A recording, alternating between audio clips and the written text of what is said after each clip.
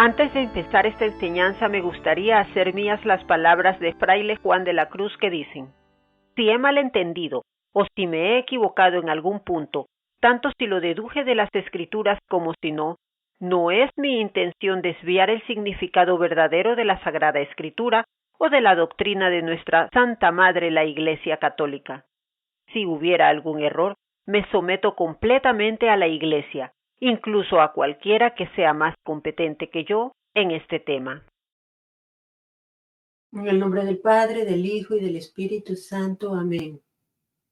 Espíritu Santo, ven, guía mis palabras para que sean de edificación para todo aquel a quien les llegue. Amén. En el nombre del Padre, del Hijo y del Espíritu Santo. Amén. Hola, buenos días, buenas tardes, buenas noches, mis queridos hermanos. Les saluda su amiga Priscila de la Cruz en una nueva reflexión el día de hoy, miércoles del tiempo de Navidad, con una muy bonita reflexión que viene a ser a darnos un recordatorio de quiénes somos y a qué hemos sido llamados. Vamos entonces a empezar con el Evangelio. No, perdón. Vamos a empezar con la primera lectura, sí. Con la primera lectura en orden, ¿no? Vamos en orden. La primera lectura, que es de la primera carta de San Juan, que nos dice: queridos hijos, si ustedes saben que Dios es santo, tienen que reconocer que todo el que practica la santidad ha nacido de Dios. Miren cuánto amor nos ha tenido el Padre, pues no solo nos hemos llamado hijos de Dios, sino que lo somos. El mundo no nos reconoce porque tampoco lo ha reconocido a Él. Hermanos míos, ahora somos hijos de Dios, pero aún no se ha manifestado cómo seremos al fin. Y ya sabemos que cuando Él se manifieste, vamos a ser semejantes a Él, porque lo veremos tal cual es. Y todo el que tiene puesto en Él esta esperanza procura ser santo, como Jesucristo es santo. Todo el que comete pecado quebranta la ley, puesto que el pecado es quebrantamiento de la ley.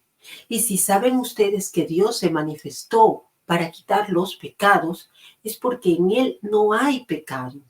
Todo el que permanece en Dios no peca. El que vive pecando es como si no hubiera visto ni conocido a Dios. Palabra de Dios, te alabamos, Señor. Sí, por eso le he llamado a esta reflexión la gloria de la redención. Vamos a hacer reflexiones sobre la victoria, la santidad y la identidad divina. La gloria de la redención. Nosotros caímos en pecado y necesitamos ser redimidos. Lo necesitaba, la humanidad había caído en pecado desde nuestros primeros padres. Y así consecutivamente, los pueblos siempre volvían a caer en el pecado y volvían a pecar. Y así sucesivamente. Es algo que está intrínseco en nosotros, esa tendencia a pecar, a desobedecer. Dios nos puso en nosotros una voz, la voz de la conciencia, que nos da esa sensación de culpa. Nosotros sabemos que hemos hecho mal, todos lo tenemos. Sin embargo, volvemos a caer. Y es tanta el peligro, digamos, de seguir en pecado, que llega un momento en que esa voz de la conciencia ya no la escuchamos.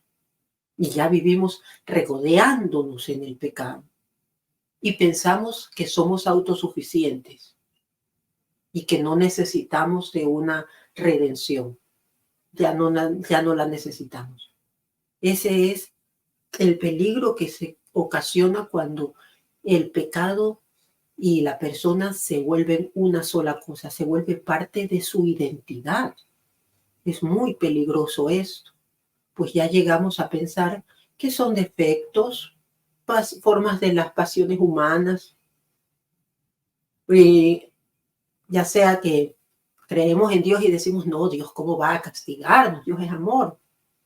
¿Por qué nos va a castigar por algo que Él mismo nos puso así? Si a mí me hizo, por ejemplo, digamos, si a mí me hizo borracha, pues a Dios, ¿cómo me va a castigar por cómo yo soy? Por identificarse con el pecado. O yo soy LGBTOPQ, cualquiera de esas. Eso, así yo nací, ¿cómo me va a castigar Dios por eso? Es identificarse con el pecado. Y nosotros no somos el pecado. Nosotros caemos en pecado, pero no somos el pecado. Nosotros somos hijos de Dios. Él nos ha adoptado. Él nos creó. Todos somos criaturas de Dios, pero solo a los humanos Él nos llama hijos. Y es esta especie de filiación que nosotros tenemos con el Padre lo que nos llama a la santidad o a buscar esa santidad. La búsqueda de la santidad es algo exclusivo del humano. Nosotros no podemos entrenar a un animalito para que cambie su naturaleza, ¿verdad? Es muy difícil, es muy difícil. Y si lo logramos, lo que hemos hecho es un entrenamiento. No hemos hecho un real cambio. En cambio, el ser humano sí que se puede transformar debido a esa filiación divina y a la manifestación futura, que es una promesa de Dios, que nosotros vamos a manifestar la gloria de ser semejantes a Él. Pues nosotros fuimos creados a imagen y semejanza de Dios. Y esto es una revelación que nos hacen las Escrituras del amor del Padre y de la conexión intrínseca que tenemos entre conocer a Dios y así vivir en la virtud. Es algo que debe de ser nuestra meta máxima, vivir en la virtud. Estamos llamados a la santidad. Esta carta nos empieza exhortando que Dios es santo y por tanto quienes se han, digamos, nacido en Dios, han renacido en Él, son aquellos que practican la santidad o intentamos practicar la santidad. Porque no es fácil, es imitar a Dios, es tener el más alto estándar que podemos tener y no simplemente quedarnos allí con que, bueno, yo soy así, ya así me hizo Dios, enumerando todos mis defectos y debilidades.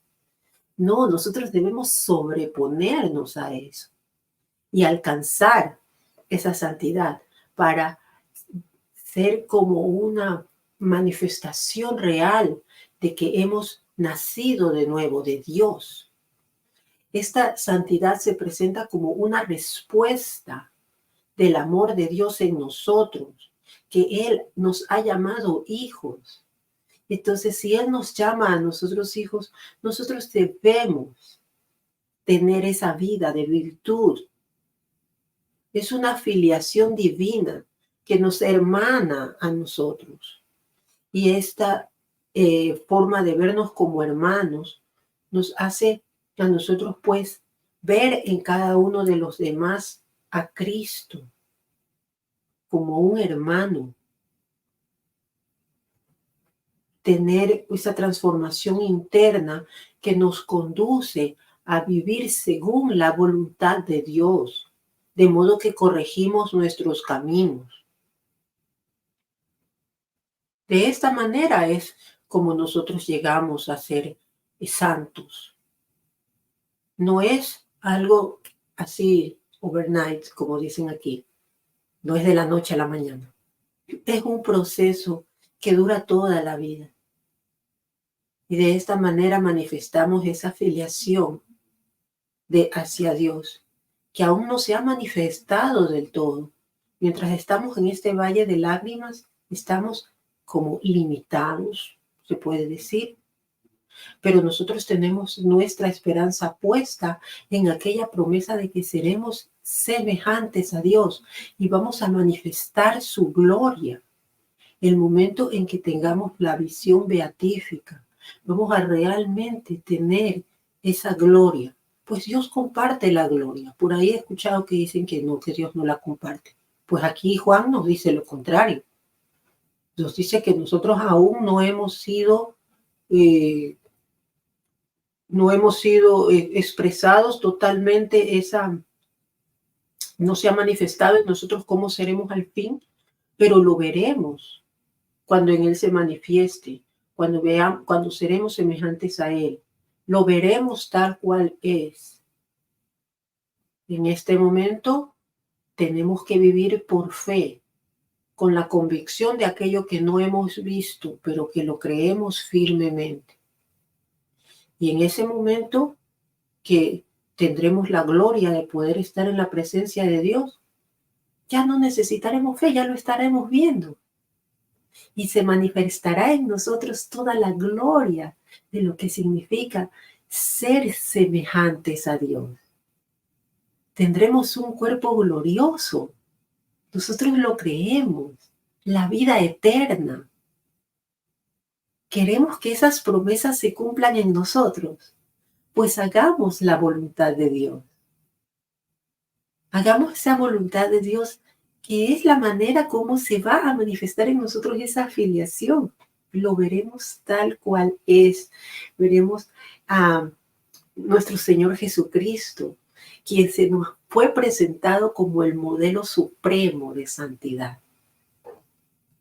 Nuestro Señor, humilde, obediente. Así debemos ser nosotros, sometidos a la voluntad del Padre y siguiendo a nuestro Señor Jesús como nuestro más alto modelo de virtud. Jesús y su madre, quien también humilde, obediente, se convirtió en la esclava del Señor, haciendo su voluntad. Ese es el estándar que nosotros debemos tener. La relación entre pecado y la ley divina también se manifiesta en este escrito. El cometer un pecado se define como un quebrantamiento de la ley. A nosotros se nos dejó una ley, un mandato.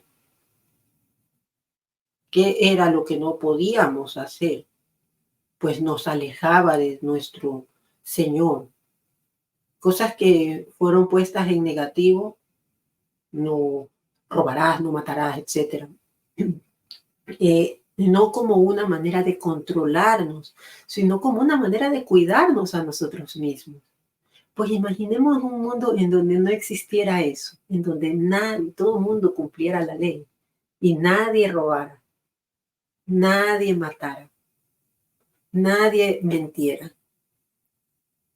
No necesitaríamos cerraduras en nuestras casas, no necesitaríamos, oh my God, no necesitaríamos tantas cosas que estando aquí viviendo la consecuencia del pecado y de la naturaleza caída tenemos que tener. Si no tuviéramos todo eso, viviríamos como en el Edén, donde no había pecado. Entonces no había necesidad de ninguna de esas cosas. Eso es digamos, como Dios quiso que sea. Entonces, luego lo puso claramente en los mandamientos lo que no debíamos hacer para podernos garantizar nuevamente esa vida así, sin pecado. Son cosas que al nosotros no hacerlas, nos mantenemos en su amistad. Y mantenernos en su amistad significa mantenernos en su presencia. Aquellos que permanecen en Dios evitan el pecado. Y si yo deseo seguir tomando la Eucaristía, debo mantenerme en estado de gracia, evitar caer en ese pecado, sobre todo en el pecado mortal. El pecado mortal que es el que tiene la intención de materia grave y que se hace a sabiendas. hacer algo de eso me rompería completamente la relación con Dios, de modo que no podría yo recibirlo. Debo reconciliarme para poderlo recibir.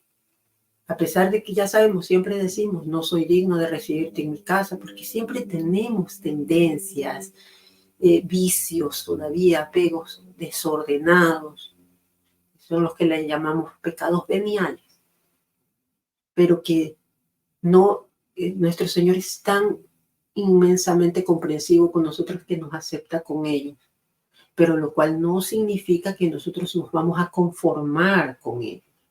Siempre vamos a buscar la excelencia para ser dignos de Él. Y cada vez, todos los días, el buen católico hace un examen de conciencia antes de irse a dormir, a pensar en qué te ofendí hoy, Señor, para no volverlo a hacer. ¿Qué hice mal hoy para no volverlo a hacer? No es que nos gusta darnos golpe de pecho, como yo decía cuando era anticatólica, pero ahora entiendo la razón. Yo quiero mantener esa amistad con Él para saberme siempre digna de estar con Él. Pues Jesucristo es el modelo. Nuestra Santa Madre María es el modelo. Son altos estándares y allá debemos alcanzar.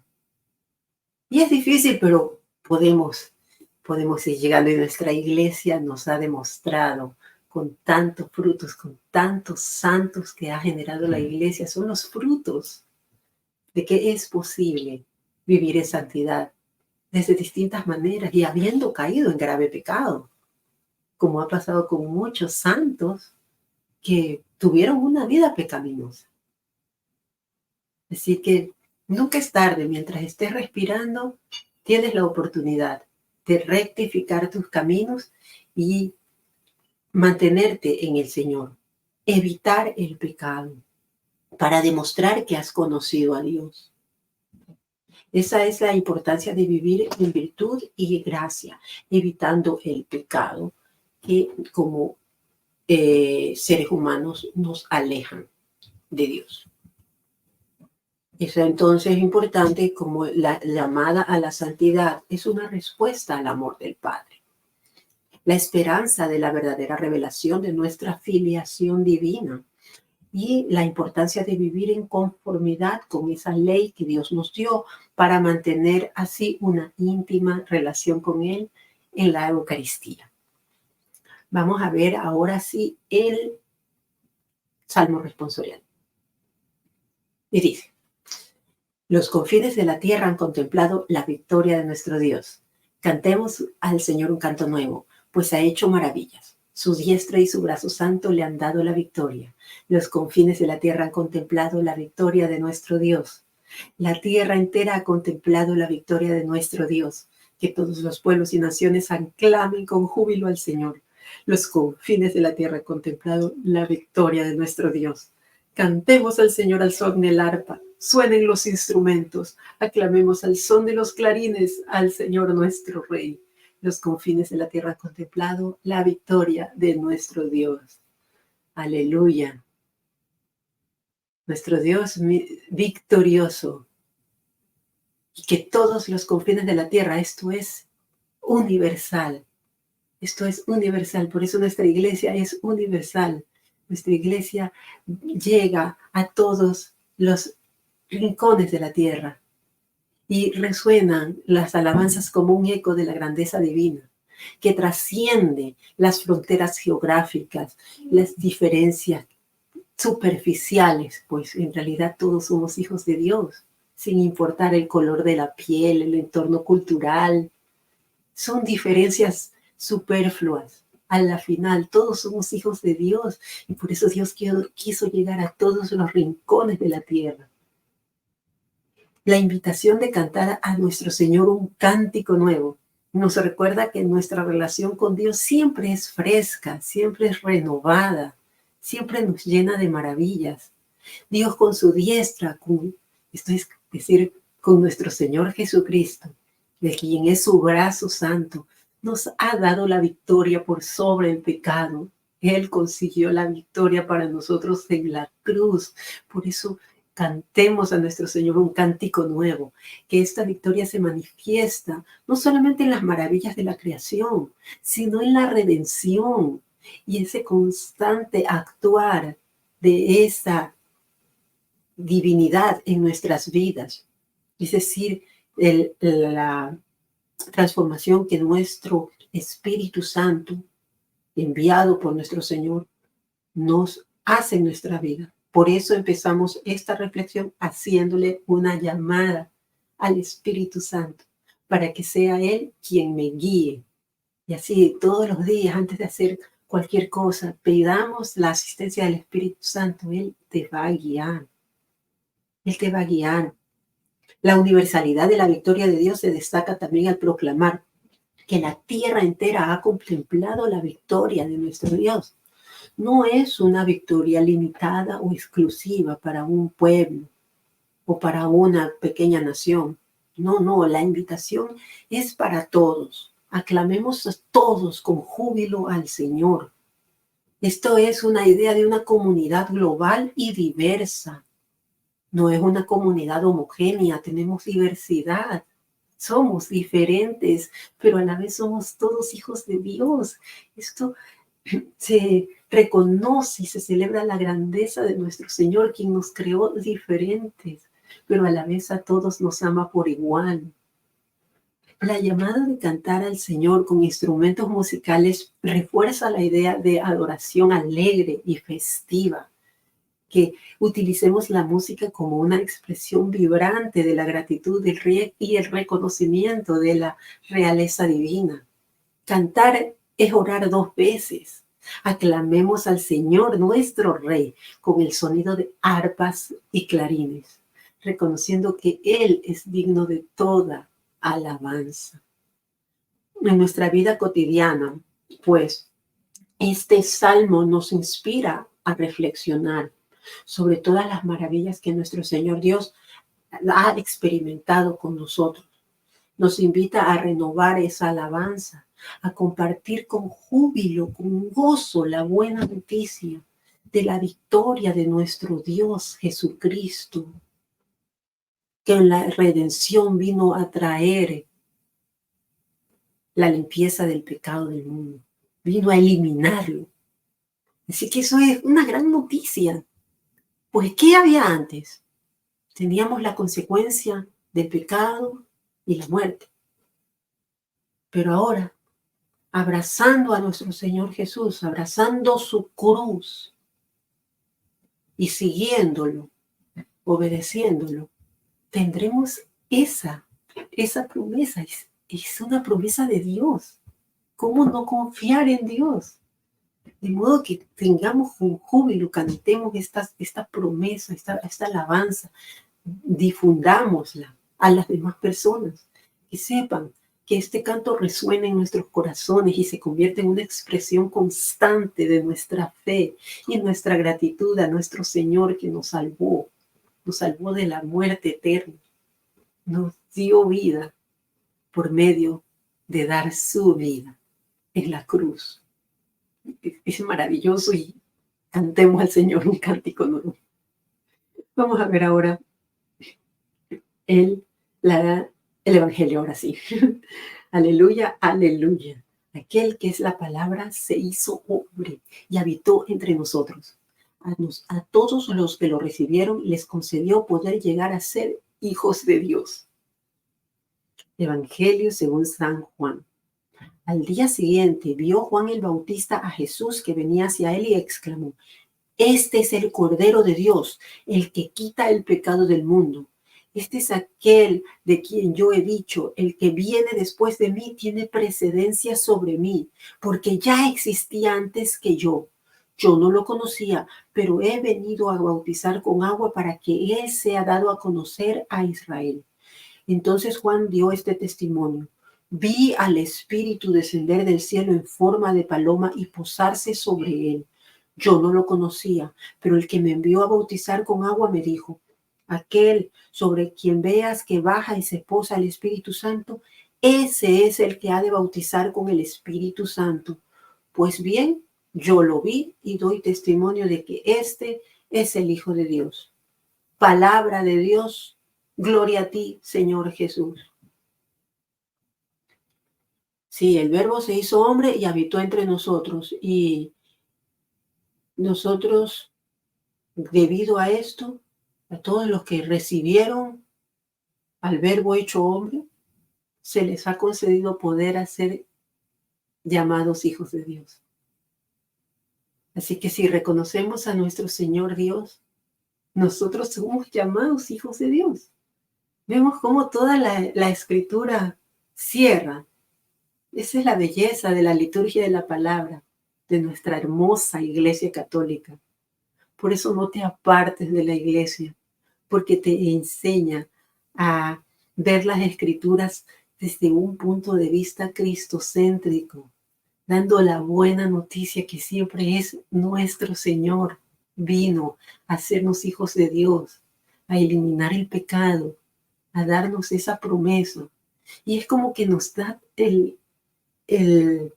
las instrucciones claras, cómo debemos hacer, los medios de salvación para poder obtener esas promesas, pues nosotros debemos ser dignos de alcanzar esas promesas. Debemos ser dignos, debemos ser santos. Es por eso que es muy importante.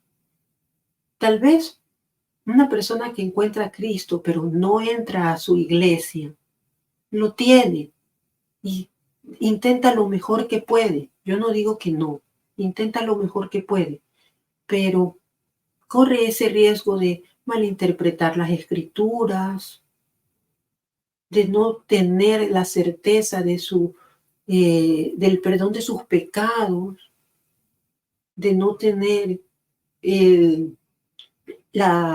digamos, al magisterio que le ayude a mantenerse dentro de la sana doctrina y no empiece a caer en herejías que ya han sido condenadas hace muchos siglos.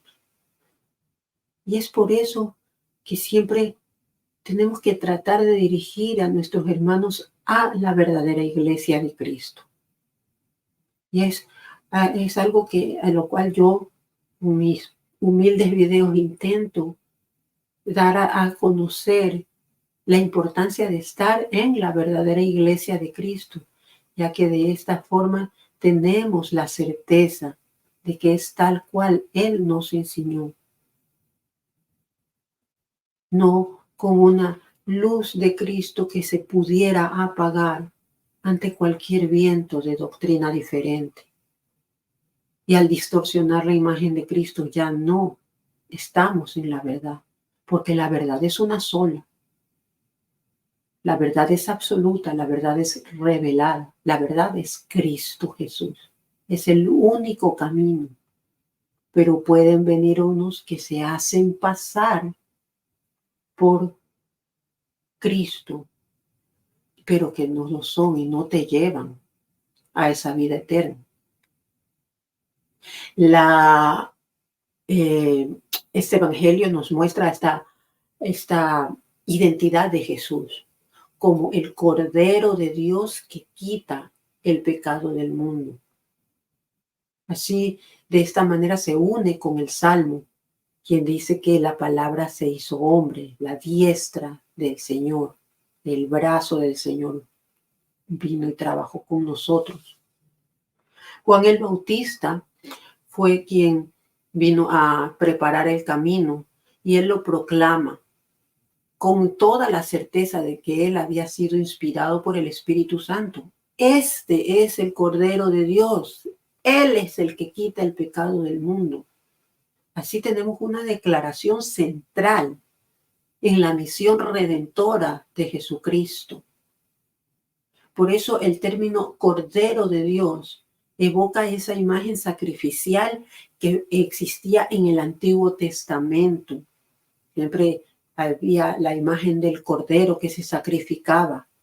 Pues ahora con este Cordero de Dios se anuncia la entrega total de Jesús en la cruz para liberarnos del pecado. La humildad de Juan el Bautista también se manifiesta cuando reconoce la superioridad de Jesús, diciendo, el que viene después de mí tiene precedencia sobre mí, pues él existía ya antes que yo. Obviamente Jesús es Dios, él existió desde el principio, es el alfa y el omega, es eterno. Y aunque Juan no conocía plenamente la identidad de Jesús, él estaba consciente de su misión y reconocía su preeminencia divina. El testimonio de Juan sobre el descenso del Espíritu Santo en forma de una paloma sobre Jesús es algo significativo. Este evento simboliza la unción divina y la investidura del Espíritu Santo en Jesús como el Mesías esperado. Juan, al dar testimonio de esta experiencia, confirma que Jesús es el Hijo de Dios. De este pasaje también podemos reflexionar cuál debe ser nuestra respuesta al Cordero de Dios. Esto significa recibirlo a Él, pero no solamente un reconocimiento intelectual, sino es un acto personal de acogerlo en nuestra vida, permitiendo que se dé su obra redentora en cada uno de nosotros. Pues Jesús nos conoce a nosotros como individuos. Él sabe cuáles son nuestras debilidades, nuestras necesidades, nuestras fallas personales. Y así, de esta forma, Él nos fortalece específicamente donde lo necesitamos. Él nos redime de exactamente lo que nosotros hemos hecho. Eso es recibir a nuestro Señor. No es solamente decirlo de la boca para afuera, oh Señor, Señor, yo creo en ti. Pero si no permites que Él realmente ingrese en tu vida, a paliar todas aquellas heridas que ocasionaste con tus pecados individuales, personales, lo que tú hiciste, que tú lo sabrás, pues no va a ocurrir esa transformación. La transformación puede ser lenta, puede ser más rápida que lenta. Eso ya depende de cada quien.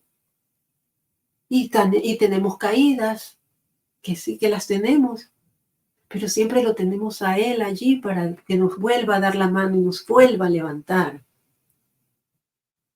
Así es nuestro Señor de paciente con nosotros. Como hijos de Dios estamos llamados a vivir en comunión con Jesucristo, quien nos ofrece esta gracia de liberarnos del pecado. Así nuestro Señor nos libera.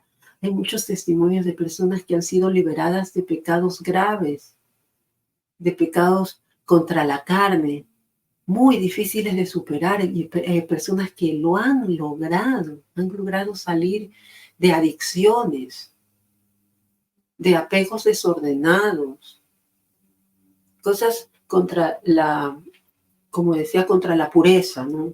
Como el grave pecado de la pornografía y todo eso, caer en todas esas cosas. Nuestro Señor nos puede liberar. Y así cada quien, pues no todo el mundo cae en ese pecado, otros caen en otro pecado y otros en otro o en otro. Él nos salva como individuos. Ofrécele al Señor tu pecado, que te cure esas heridas que han sido ocasionadas, que te ayude a caminar con fuerza de la mano de Él, para que no vuelvas a caer. Y saber que si vuelves a caer, Él vuelve a estar allí. Pues Él nos inspira, nuestro Señor nos inspira a acercarnos a Él con humildad, a recibir nuevamente su gracia y dar el testimonio de su obra redentora en nuestras vidas. Pues de nada sirven los testimonios hablados si nuestros actos dicen otra cosa. Con una vida que realmente da un testimonio manifiesto de esa transformación de Dios, podremos arrastrar a muchos más hacia nuestro Señor. Así que eso sea realmente lo que nosotros hagamos. Hagamos como Juan el Bautista. Proclamemos al Señor y dediquémosle la vida a Él. De modo que podamos hacer que otros arrastren. Recordemos cómo Juan el Bautista pudo en medio del desierto hacer llamados y muchas personas acudían a Él a bautizarse.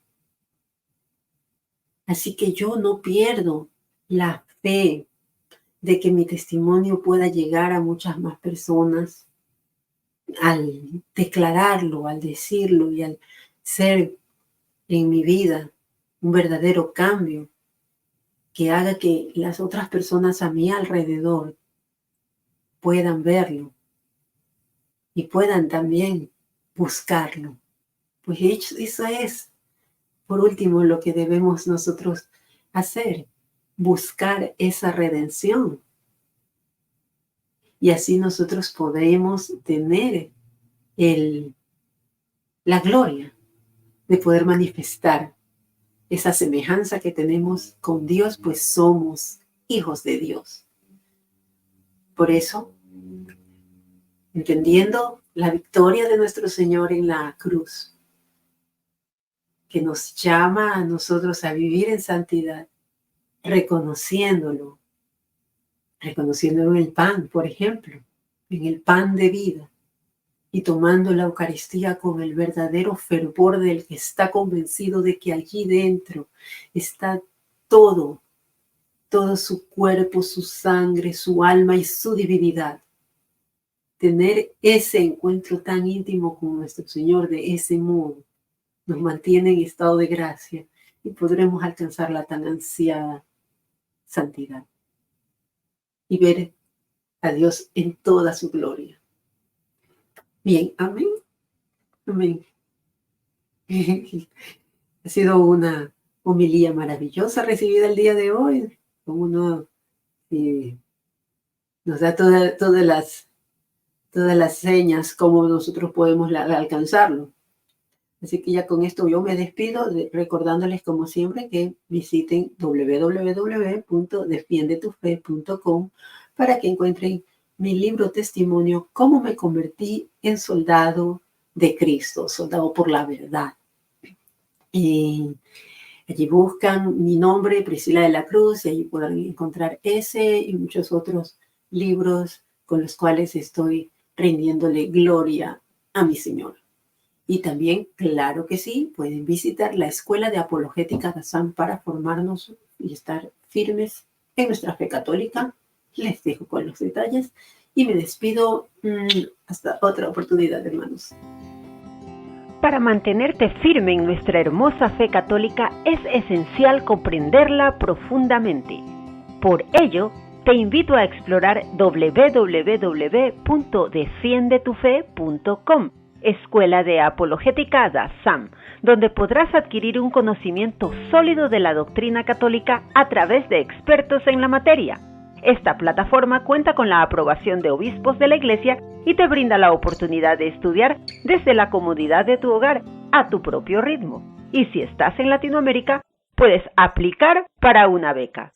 Visita www.defiendetufe.com.